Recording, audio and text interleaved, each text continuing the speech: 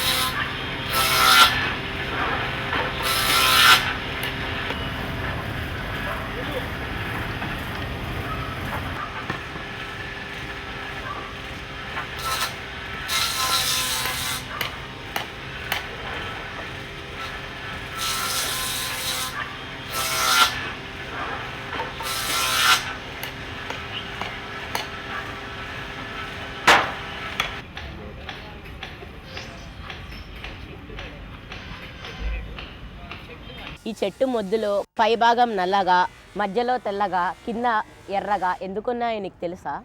ఏమో నాకు తెలీదు, వెళ్ళి ఆంటీని అడుగుతాం పదా. సరేపా.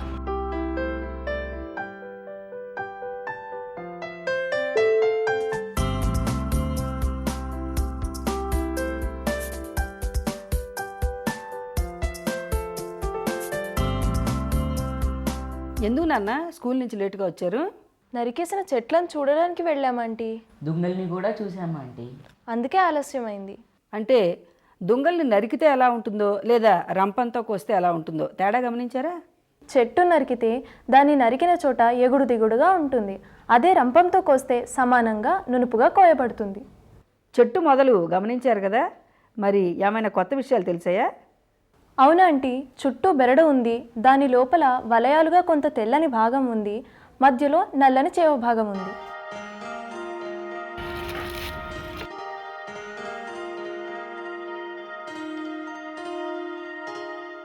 ఆంటీ, నిన్న టీవీలో జపాన్లో వచ్చిన భూకంప దృశ్యాలు చూశాను. కూలిపోయిన ఇళ్ళు, బీటలు వారిన రోడ్లు, చనిపోయిన మనుష్యులు, చెల్లాచెదురుగా పడిన వస్తువులను చూపారు.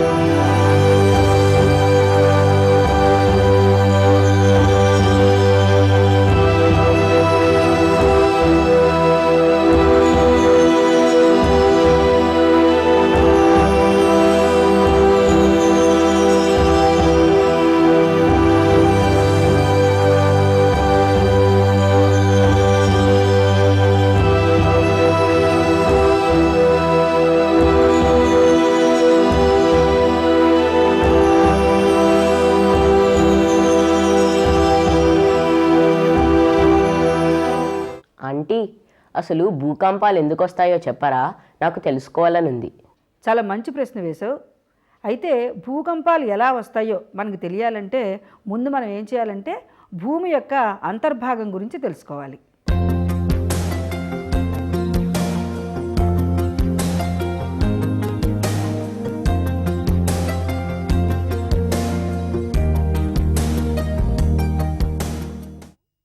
నాకు తెలుసుకోవాలనుంది ఆంటీ, భూమి గురించి చెప్పరా?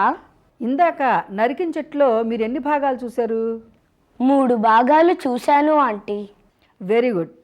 భూమిని కూడా 3 భాగాలుగా విభజించారు. నేను ఎప్పటి నుంచో అడగాలని అనుకుంటున్నాను ఆంటీ. మనిషి భూమి లోపలికి ఎంత దూరం వెళ్ళగలడో చెప్పరా? ఓ అదే, మనిషి బొగ్గు కోసం అయితే 3 కిలోమీటర్ల వరకు భూమి లోపలికి తవ్వుకుంటూ వెళ్ళగలిగాడు.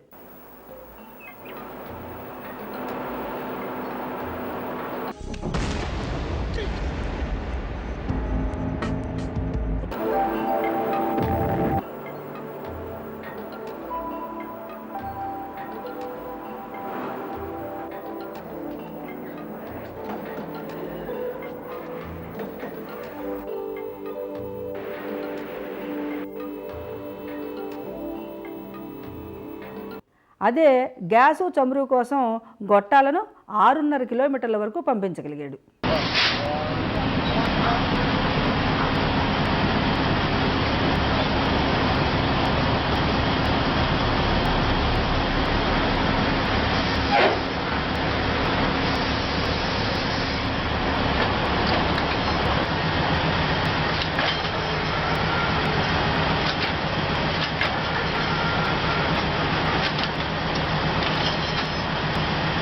ఆంటీ 3 కిలోమీటర్ల కంటే ఎక్కువగా లోపలికి వెళ్ళలేకపోవడానికి కారణం ఏమై ఉంటుంది? మంచి ప్రశ్న అడిగావు. దానికి ఒక కారణం ఉంది. భూమి లోపలికి వెళ్ళే కొద్దీ ఉష్ణోగ్రత పెరుగుతూ ఉంటుంది. ఆంటీ, అసలు భూమి లోపల ఎంత ఉష్ణోగ్రత ఉంటుంది?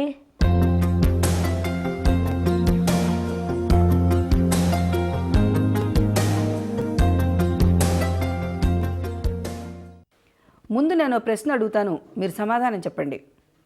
సూర్యుని ఉపరితలం మీద ఎంత ఉష్ణోగ్రత ఉంటుంది? నాకు తెలుసా ఆంటీ, నిన్ననే మా టీచర్ చెప్పింది. చెప్పు. సూర్యుని ఉపరితలంలో సుమారుగా 6000 డిగ్రీల సెంటీగ్రేడ్ ఉష్ణోగ్రత ఉంటుందట. కరెక్ట్, చాలా బాగా చెప్పావు.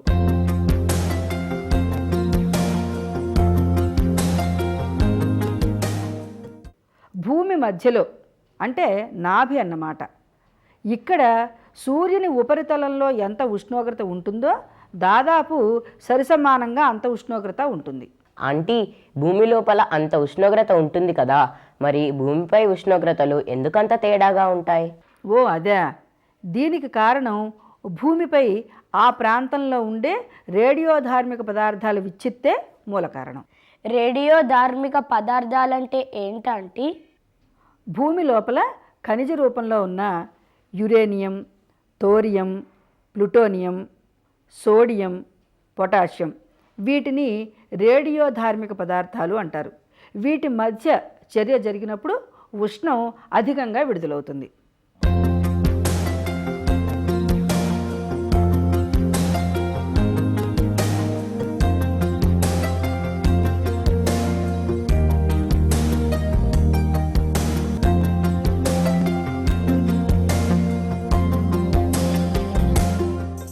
ఈరోజు చాలా కొత్త విషయాలు తెలుసుకున్నాం ఆంటీ. ఇంకా చెప్పండి ఆంటీ.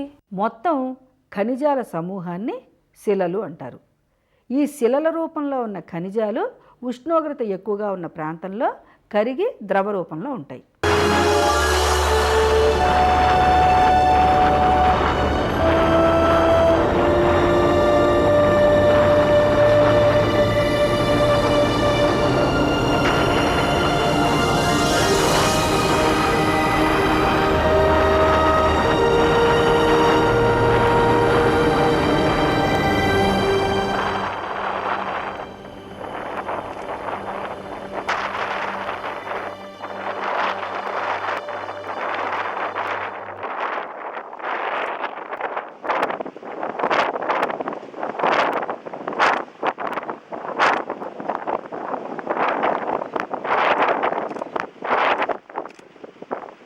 ఆంటీ, భూమిని 3 భాగాలుగా విభజించారని చెప్పారు కదా, వాటిని గురించి వివరించండి. ఆ 3 భాగాలు ఏంటంటే భూపటలం, భూప్రావారం, భూకేంద్ర మండలం.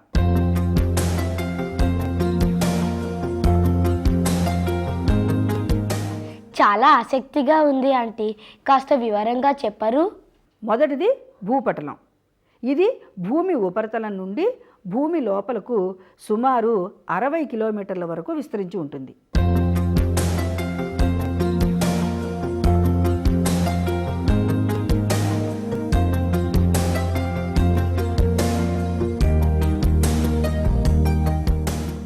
ఇక రెండవది భూప్రావారం. అంటే మనం చెట్టులోని రెండో పొరతో దీన్ని మనం పోల్చొచ్చు. అంటే చెట్టు బెరడు తర్వాత నుండి నల్లని చేవగలిగిన మధ్య భాగం వరకు విస్తరించి ఉన్న భాగం అన్నమాట.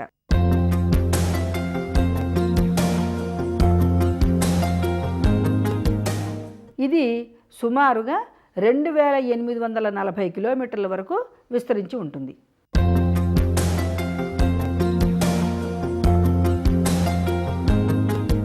ఇక మూడవది భూకేంద్ర మండలం. అంటే మేము ఇందాక చూసామే, చెట్టులోని నల్లని చేవభాగం అలా ఉంటుందన్నమాట.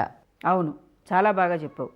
దీన్నే భూమి నాభి లేదా మధ్య భాగం లేదా ఇంగ్లీష్లో కోర్ అని అంటారు.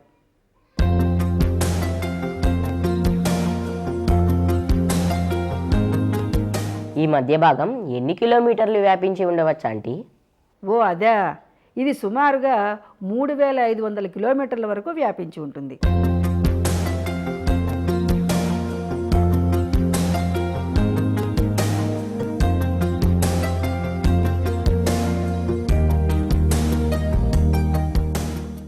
ఆంటీ, ఇందాక ఘన రూపంలో ద్రవ రూపంలో ఖనిజాలు ఉన్నాయని చెప్పారు కదా, ఈ ఖనిజాలకు భూమి పొరలకు ఏమైనా సంబంధం ఉందా? లేకే, ఒక్కో పొరలో ఒక్కో రకం ఖనిజం ఉంది. భూపటలములో ఏ ఖనిజాలు ఉంటాయి? దీనిలో సిలికా, అల్యూమినియం, ఆక్సిజన్, మెగ్నీషియం లాంటివి కలిసి ఉన్నాయి.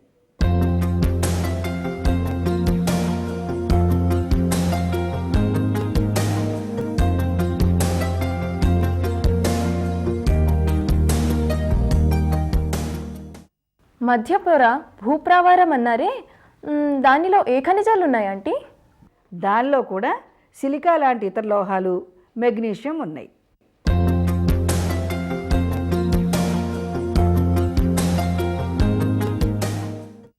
చివరి దాంట్లో ఏమేమి ఉన్నాయో చెప్పండి ఆంటీ. ఇక మూడవదైన భూకేంద్ర మండలంలో నికెల్, ఇనుము మిశ్రమం ఉంటాయి.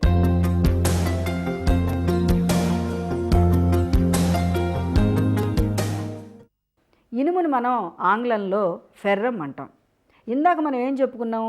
భూమి నాభి వద్ద అత్యధిక ఉష్ణోగ్రత ఉంటుందని చెప్పుకున్నాం కదా. మరి అత్యధిక ఉష్ణోగ్రత ఉన్న చోట శిలలు కరిగి ద్రవ రూపంలో ఉండాలి. కానీ భూమి నాభి వద్ద అత్యధిక ఉష్ణోగ్రతతో పాటు అధిక పీడన బలం కూడా ఉంటుంది. అందువల్ల ఈ శిలలు ద్రవ రూపంలో కాకుండా మెత్తని ముద్దలాగా ఘనపదార్థంలాగా ఉంటాయి. దీని మీద పరిశోధనలు ఏమీ చేయలేదా ఆంటీ? ఎందుకు చేయలేదు? చేశారు. సుమెస్ అనే శాస్త్రవేత్త ఈ భూమి పొరలను గురించి పరిశోధనలు చేసి ఆ పొరల్లో దొరికే ఖనిజాల ఆధారంగా 3 కొత్త పేర్లు పెట్టారు.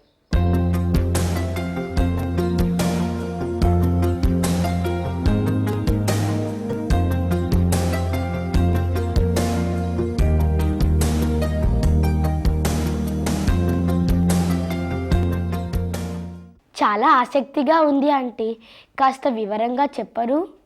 ఈయన మొదటి పొరైన భూపటలాన్ని సియాల్ అన్నారు.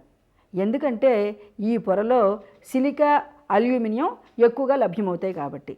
ఈ 2 పదాల్లోని ఆంగ్ల అక్షరాలను కలిపి ఆయన ఈ పొరకు సియాల్ అని పేరు పెట్టారు.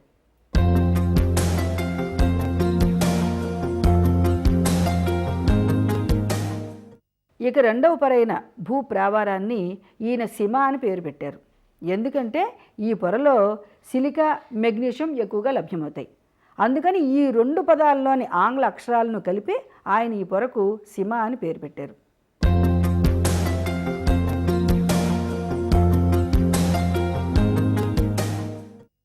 అయితే చివరి పొరను నిఫే అన్నాడా ఆంటీ?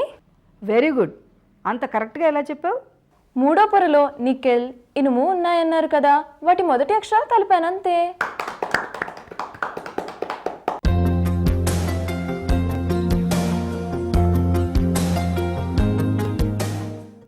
ఆంటీ, చెట్టును కోస్తే పొరులుగా కనిపిస్తున్నాయి, మరి భూమిని కోయలేము కదా, పొరులుగా ఉందని ఎలా చెప్పగలరు? చాలా పెద్ద ప్రశ్నే వేశావు. దీనికోసం భూమి లోపలికి భూకంప తరంగాలను పంపించి భూ అంతర్భాగ రహస్యాలను తెలుసుకున్నారు.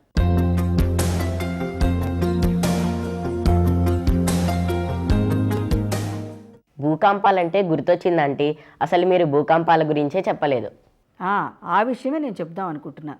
భూమి లోపల మనం ఖనిజాల కోసం సాగించే త్రవ్వకాల వల్ల, ఇంకా పేలుడు పదార్థాలను భూమి లోపల పేల్చడం వల్ల కూడా భూకంపాలు సంభవిస్తాయి. ఇంకా ఇదే కాకుండా సహజ సిద్ధంగా భూమి పొరల్లో ఏర్పడే అగ్నిపర్వతాలు బద్దలవడం వల్ల కూడా భూకంపాలు సంభవిస్తాయి. అంటే భూకంపాలు రావడానికి మనుషులు కూడా కారణమవుతున్నారన్నమాట. అవునన్న, అభివృద్ధిని సాధించడం కోసం మనం చేపట్టే కొన్ని పనులు ఈ భూకంపాలు రావడానికి కారణం అవుతున్నాయి.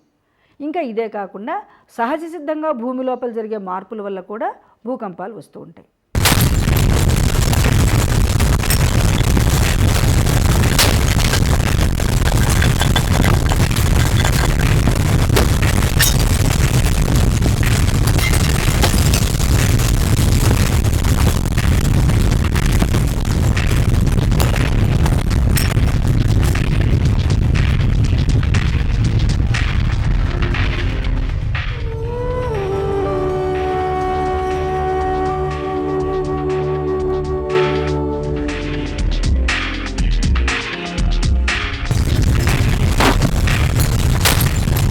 దీనిని బట్టి పర్యావరణాన్ని పరిరక్షించడం, ఖనిజాల కోసం ఇష్టానుసారం భూమిని త్రవ్వకుండా ఆపడం వల్ల కొంతవరకు భూకంపాలను ఆపవచ్చా ఆంటీ? తప్పకుండా. అందుకే భూమిలో లభించే వనరులను మనం పొదుపుగా వాడుకోవడం వల్ల ఈ భూకంపాలను కొంతవరకు అరికట్టవచ్చు. ఈరోజు భూమి గురించి చాలా కొత్త విషయాలు తెలుసుకున్నామంటీ. మళ్ళీ కలుసుకున్నప్పుడు మరికొన్ని కొత్త విషయాలు చెప్పరు? చెప్తాను కానీ ఇవాళ భూమి అంతర్భాగం గురించి మీరు తెలుసుకున్న విషయాలన్నీ గుర్తుపెట్టుకోవాలి. మళ్ళీసారి కలిసినప్పుడు నేను ప్రశ్నలు అడుగుతాను, మీరు సమాధానం చెప్పాలి. సరేనా? సరే ఆంటీ.